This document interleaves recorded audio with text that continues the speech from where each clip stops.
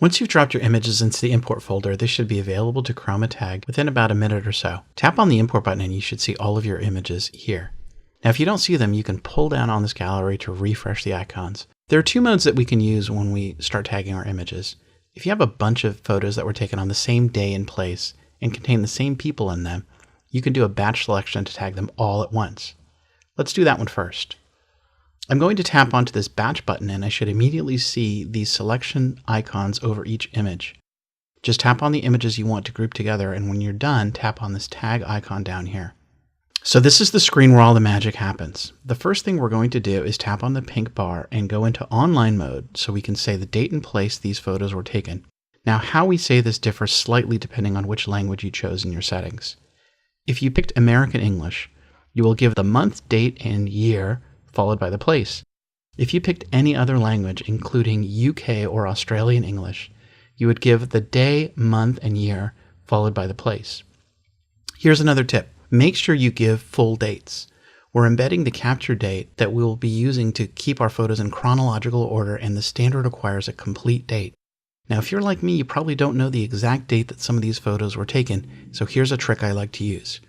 I try to narrow down the photo by the year it was taken, and then I look at the contents of the photo to try to figure out what season it was taken in, and then I use that as the month and day. For example, I might use January, March, June, or October 1st to substitute the dates that I'm not totally sure on. Later, when these images are in the gallery, there's an easy way to fine-tune the metadata if I learn a more accurate date.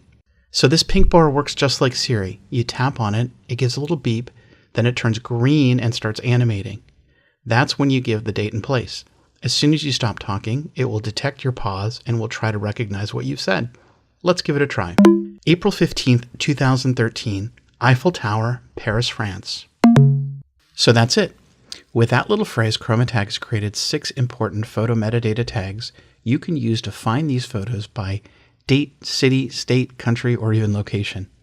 Now that that's done, I'm going to tag these photos with my daughter's name, and it's really simple. The second voice recognition engine works a little differently than the one for giving the date and location.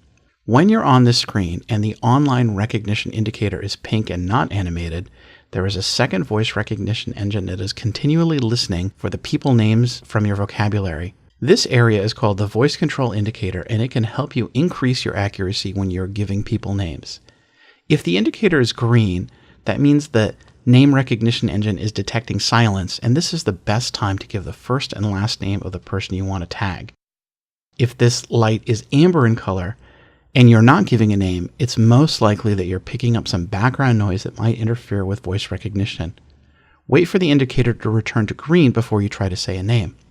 Also, if you're tagging more than one person in the photo, wait until the first name appears on screen before you give additional names. Okay, now let me give it a try. Izzy Knight. That's it.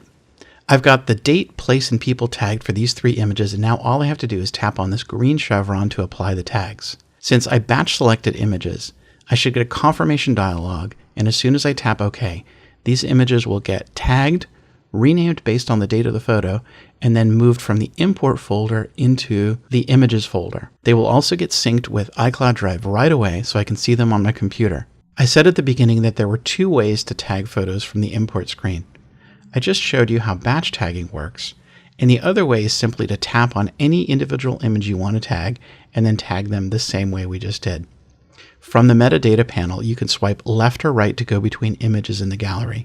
One more quick tip. If you have other photos that use the same metadata as what's on screen, you can simply tap on the green chevron to reuse those tags on the current image. Once it tags your image, it will advance to the next one. Okay, so that's it. Once you tag a few images, it will seem like second nature.